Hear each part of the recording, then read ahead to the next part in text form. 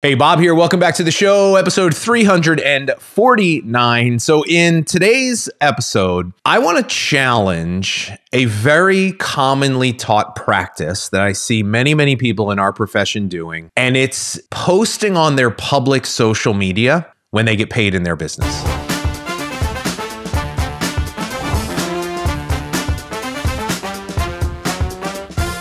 I see people doing this all the time. Just got paid, commission hit, residuals just posted, going and sharing this on their public social media. And I want to maybe give you a different way to think about this, because I actually think it's one of the worst things that I see people do on social media in our profession. Now, let me just say this, because I know there's a good chance there's many of you that are listening to this or watching this right now that you've done that in the past, and you've probably only done it because you saw your upline doing it or you saw somebody else doing it. And somehow you rationalize that this is actually something that's good for your business.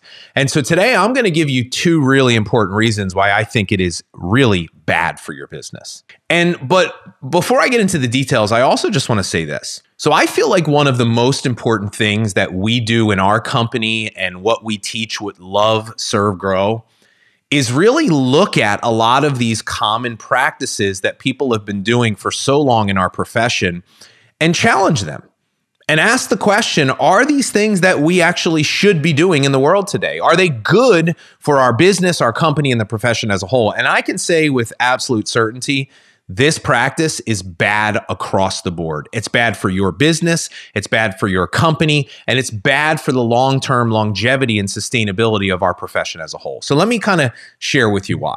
But first, I just want you to think of it like this. What's interesting to me, and I sat and I really thought about this before I recorded this episode, I can't think of another business or profession where this is an accepted practice. Now, maybe the crypto scammers, right? Or the NFT people, and sorry if you are one of those people. I know there are some legitimate people doing that business, but even like in the world that I'm in, online marketing, there's all these online marketers. They just want to tell you how much money they're making as a way to try to get you to do what they do.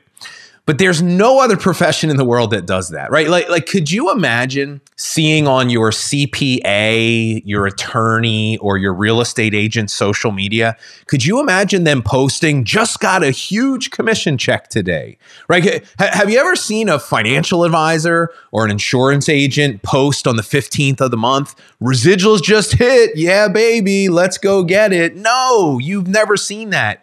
And you won't ever see that because that's not how professional people carry themselves. And it's certainly not what they want to use social media for.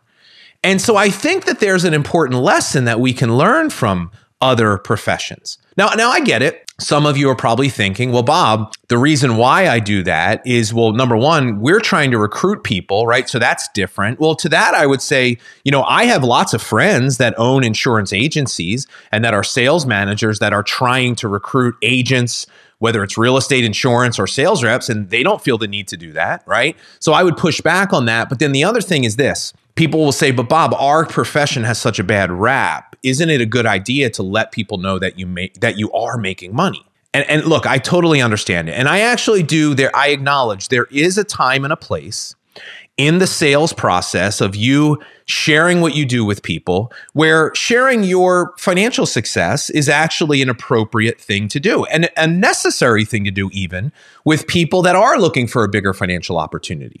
So I'm not saying that it's not something that should be a part of your process, but what I am saying is for you to just publicly be throwing that out there at the very front of your process and sharing that publicly for the world to see. Number one, it's very insensitive, first off. Because there's a lot of people in the world right now that are struggling. And for you to be boasting about the amount of money you're making, you're very out of touch with what the world is looking for today.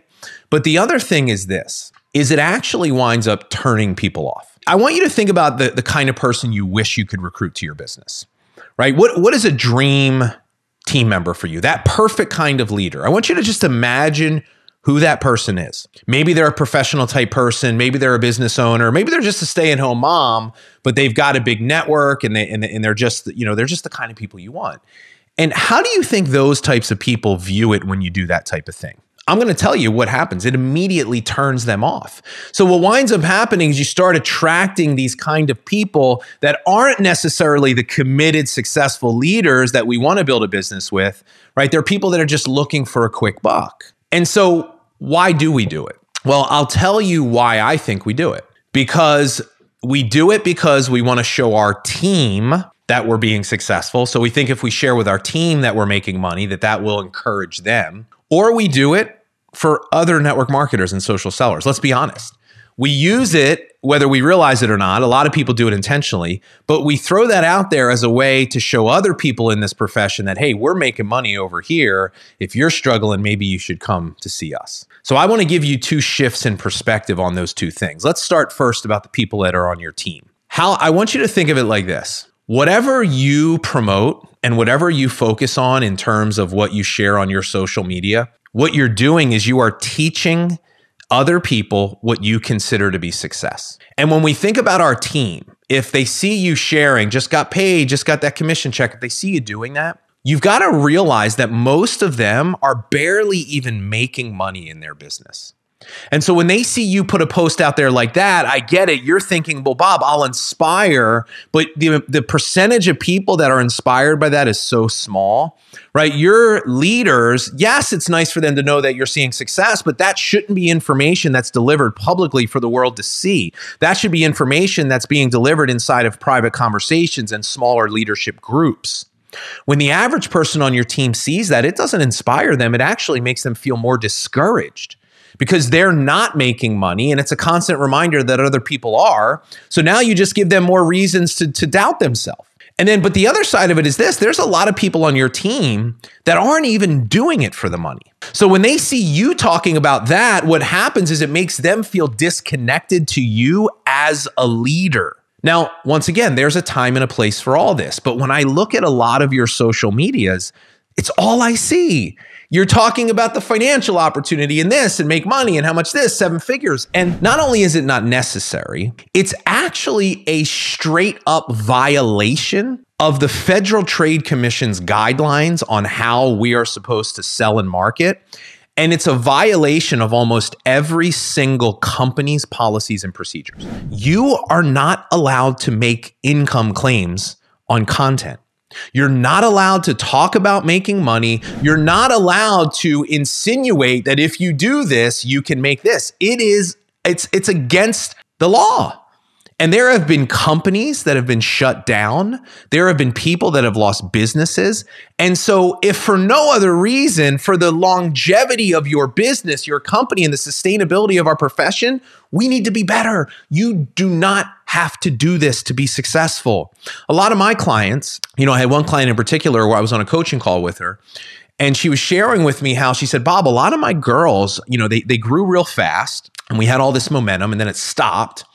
And she was like, they can't grow. They're stuck on Instagram. They can't grow their following. And I say, well, I know why. As soon as she said it, because I'm very familiar with her company and what she does, I say, I know why. I said, because all they do is they sell and pitch in their content, right? Every single content's them on vacation, and it's got, and now they do it with a little tack. They have like the income disclosure statement on the thing, but it's still saying like, hey, here's the money. And I'm like, people, they're over that kind of stuff. And I'm like, they need to change their approach to social media. And so those to me are a lot of reasons why we need to start thinking differently. But let's talk about the network marketing thing. See, and just to close the loop on that first one, we need to be promoting to our team a different definition of success. What if we shared more about impact and growth and values and vision and mission? What if we celebrated people not just for hitting the rank and getting a big check, but for actually showing up and loving and serving and growing and pushing themselves and doing the work and facing their fears and celebrating people that are honoring the values and the priorities of their life, celebrating transformation and growth. When I don't see this on people's social media, I just see lifestyle, income, travel, and that stuff, there's a way to do it. Like, you can show success without having to flaunt it in people's faces and rub them the wrong way. And so I think we just need to be intentional about that. But the other reason why I think we do it, if we're honest, is because we want other network marketers that are out there that are struggling, because they always feel like the low-hanging fruit, don't they? You don't have to sell them on the profession. They're in a company, it ain't working for them. They want to find somewhere else. And they're looking for that next big thing. Now, I know what I'm about to say. I need to give a disclaimer here. I know what I'm about to say is a big-time generalization. And I do fully acknowledge that there are people that are exceptions to this rule. There are people that do it the right way with integrity.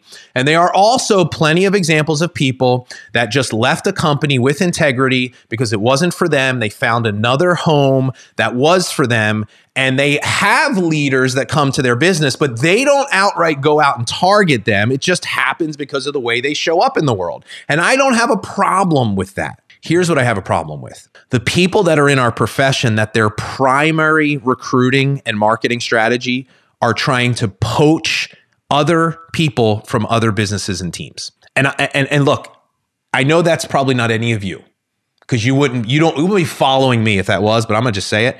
Those people are one of the biggest problems with our profession today. We complain so much that people don't respect us and what we do, but then I look at the way that some of us, how we treat one another, raiding people's downlines, trashing one another, talking down, thinking that's going to make you look better. Like, it's just, to me, it's such a scarcity mindset. And it's one of the biggest problems about what we do. We need to be better.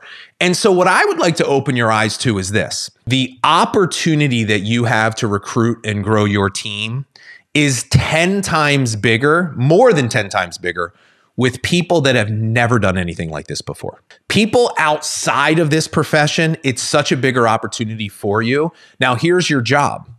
To run your business in a way that looks and feels different, for you to show up different in your content and conversations so that you can open the door for those types of people. How many times have you heard the story? I said I never would have done this before until I did it. And you want to know why they did it? Because they were introduced by the right person in the right way at the right time. And so to just focus on people that are already doing this, to me, it doesn't feel like a sustainable business strategy. And not to mention, and once again, I'm going to generalize here, so let me just say this. I know this is not always the case, but in my experience, you build a business that is just leaders from other network marketing companies, it's not a solid, sustainable foundation. Most of the time, and once again, just my personal experience, it's like you're running an adult daycare. Let's call it what it is. These are people that have egos. Sometimes they're not so coachable. They think they know what to do. They're resistant to leadership. They create not the best culture. And so for me, I would always rather build my business organically from the ground up, right, with a solid foundation. And over time, those types of people come. But if that's your primary strategy, then I just think you're a part of the problem today. And I'm just going to be honest. And so I think for our profession to grow, for us to go to the next level, for us to gain more respect, to have more longevity in our profession, we've got to do a better job. We've got to do a better job of developing the skill of selling, of marketing with integrity, of focusing on relationships, not transactions, of not treating people like numbers, right? These are the types of things that we need to do.